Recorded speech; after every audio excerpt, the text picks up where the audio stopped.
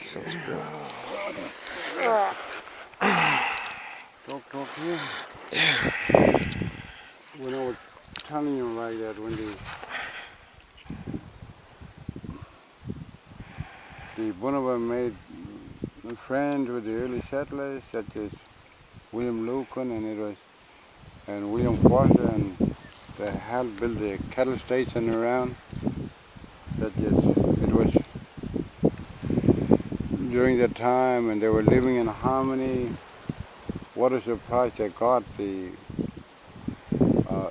settlers such as William Lucan and William Foster, that had been welcomed by the Bonaventure, and everything was going real well. The Bonaventure helped them, and still during the time, a Bonaventure woman named Jeannie took a young lad about 10 years of age to Lucan Station. When William Lucan saw him, it was William Lucan who named him Pigeon, and we call him Jandamarra. Okay, there, and it was William Lucan who helped him under the another mentor of an Aboriginal bloke called Jim Crow. Said to Jim Crow, teach Jandamarra everything, from shearing to breaking in a horse, fixing a fence, stockyard, station. And William Lucan was really keen to help Jandamarra. And when Jandamarra was 18, it was time for him to go through the initiation and thing. There was a group of Bonaventure, Elamara captain, and many others took him through Tunnel Creek and to a place called Wire Spring in the Oscar Range. There they used to teach the Bonaventure young male about the structure of the connection they have with Bonaventure country and the Wungwood and thing. Spring. Spring means Wungwood, living water, never run dry. And there they were teaching them for a few weeks, telling them who were going to be responsible for such and such area. And then a couple of sheep came, and the elders speared a couple of sheep.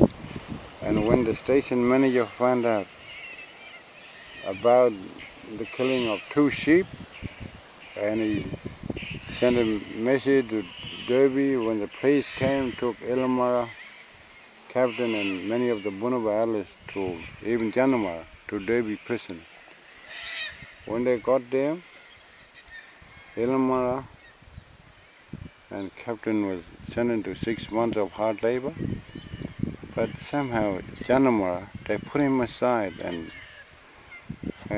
they didn't put him in prison, but they told him to look after the horses at the police force at the time. They ran about 20 or 30 head of horse, and he looked after them, fed them, exercised them daily in the morning, afternoon, and they soon found out that Jandamarra can handle all this horse and look after them real well, because he learned all this at Lucan Station.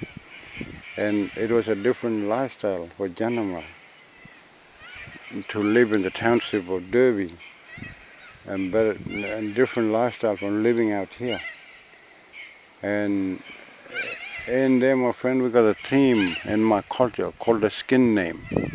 The skin name gives us guidelines who to marry and who not to marry. And there were many Mangala Nyigana from the Federal River side, girls gone crazy for Jandamarra, and most of them went is direct skin name. Skin name we call, like my skin name Jangala, and in my culture, my mother's sister, I don't call them auntie, I call them mother. My dad's brother, I don't call them uncle, I call them dad. This is the lifestyle we live, and this is my culture and the lifestyle we live, and things like that. And in Jandamarra case, he had broken the Bonaventure law at that particular time. They were very strong, and When Jandamarra had his 6 months done, he came back here to his beloved Winjana Gorge. And Jandamarra was a great leader. He could communicate with any tribe, and he used to help the early settlers about setting up homestead along the now known as the Gibb River Road, places like Glenroy, Madhouse, Mornington, Drosdale, as far as the Pentecost. And he would come through here. The main stock route would be coming through here, water their cattle, their horse. And when Jandamarra heard about Jandamarra breaking the skin name and thing, he was very upset. He was a great leader. Everyone respected Jandamarra as a great leader. And when it was time for Jandamarra to come back, visit his homeland, there he came here. See, Jandamarra was upset. Jandamarra said, "Boga," he said, "My boy, you have broken my heart for what you've done." And Jandamarra could have easily put a spear at Jandamarra, but it was Jandamarra who raised Jandamarra and put him through the Bunaba law and things like that, helped him through the manhood and all that. And when Jandamarra then decided, because it was Jandamarra who raised Jandamarra, Jandamarra said to Jandamarra, "You go down to Leonard River, stay there with our other member of my family, stay there till Ngaragi Dulu, Jalonguruani, till I feel good inside you, come back." Jandamarra walked down the banks of the Leonard River, and there at Leonard River Station he met a station rouseabout called Ridgerson. Later on, Ridgerson became a policeman, but there the two men met and the friendship were born between these two men. Here, a Bunaba man, Jandamarra, an Englishman called Bill Ridgerson. My friend in the outback, you really need each other. And during that time, the friendship grew between these two men. Many of my early settlers, when they came, they used to lean on my elders about the wisdom of the country and the knowledge of the country, where the main ungur is, spring and all that. And the friendship grew between these two men. Later on, Ridgerson went to Derby to become a policeman. He took Jandamarra with him. Jandamarra became his right-hand man, or was a police tracker. And they worked along the Fitzroy River, home of the Mangala, Nyigana, Walmajiri people, along the Gibb River Road, now known as the Gibb River Road, Ngarinyan Water people along as far as the Pentecost. They were the most outstanding couple in the police force at the time. Many times, Jandamarra saved Ridgerson's life, because this used to be the stock route here. And during the time, even today, when we have, at the stillness of the night, a special bird called out, and we know that someone coming, it could be a friend or a foe. And in Jandamarra's case, he would wake Ridgerson and said, "Let's ride to the next waterhole." And probably Ridgerson would have done the same thing for Jandamarra. And anyhow, they were a very close friendship between these two men. So one day, Jandamarra captain and 15 of the Bunaba elders decided to go and discuss the structure for Bunaba culture at a place called Wire Spring, Purulua, in the middle of the Oscar Range. And they were discussing it at late October about which male child going to be responsible for the eldership and all that, and take the responsible as an honor. But he has to be mature and to know about the structure of the Bunaba culture, song, dance, ceremony, and all that. And as they were discussing this, a couple of sheep came down. Jandamarra and some of the elders put a spear, killed a couple more sheep, because they were destroying the Wungut, the living spring, and some of the rock art. And then this time the police sent Jandamarra and Ridgerson after Jandamarra's own kin. They came from Derby, camped here, had Bunnanin and then went to Limuluru. After that they went to Ewa, Fairfield Station. Stayed there on a horse, pack horse, and probably around the lonely campfire. Jandamarra would probably say to Richardson, look, I know where my uncle used to take me there many times at Bululua, Wire Spring. It was a very special place. And Jandamarra said, we're going to get them by surprise. We settled up at twilight and surprised my elders, he said. So when they went there at Bululua at twilight, the elders were so surprised to see Jandamarra and Richardson. They put a chain around their neck, took them back to Limuru. And there they were chained for 14 days. And there they were chained there waiting for the ship for 5 days there, waiting for the ship to come from Fremantle to take these Bunuba elders to Rottnest Island. Many Kimberley people went there and never came back. Only one time the great Illamara escaped from Roban prison, came all the way right back here to Bunnanin, Winyanagoi. But this time it was the captivity of his nephew. And there the Bunuba sang Junba song about this Bunuba country, try to uplift their spirit. The first night, the second night, here my friend Jandamarra was caught in two worlds.